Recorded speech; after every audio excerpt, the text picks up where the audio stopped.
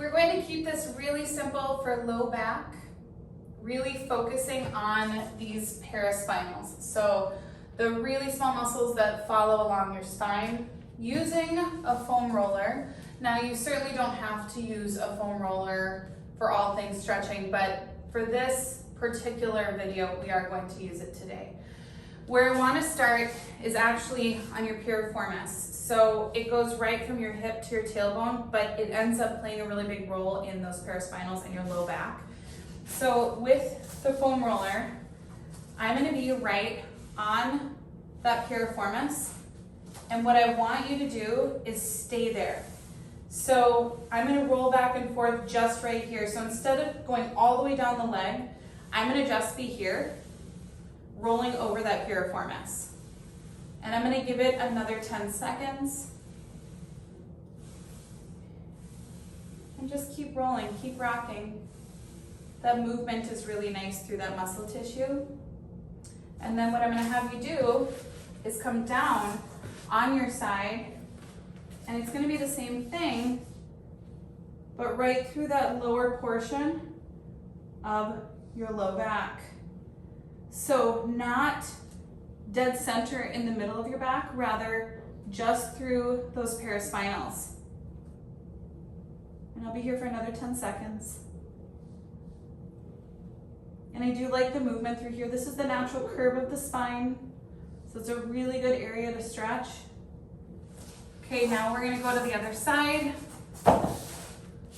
Same thing, piriformis. And I'm just gonna rock here. I'm holding each of these for about 30 seconds.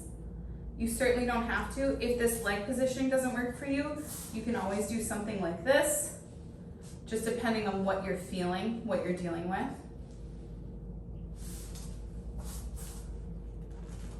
About 10 more seconds.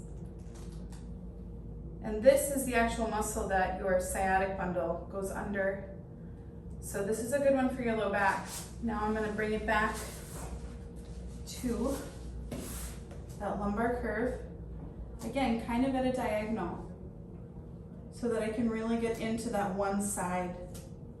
So not directly on my spine, rather just along those paraspinals, which is of course really nice for your low back pain.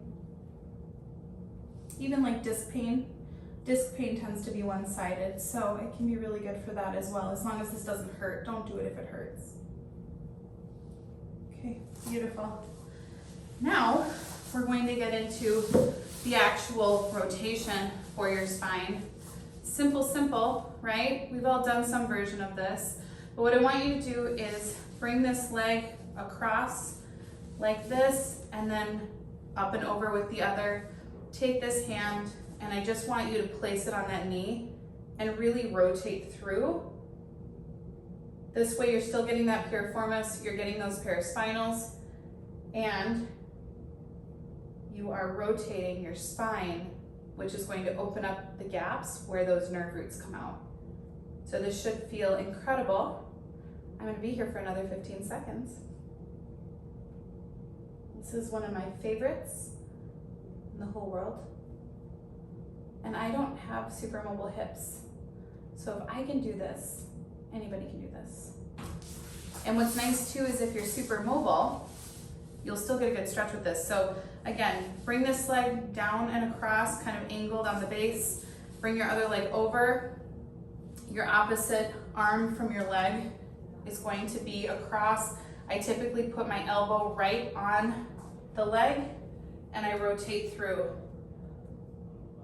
And I'm going to be here for about 30 seconds.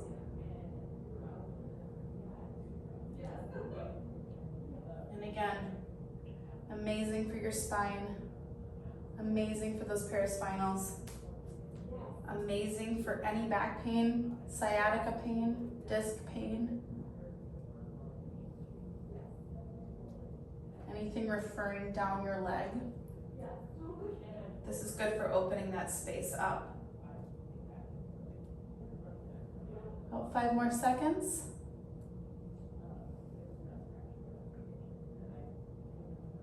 And you did it.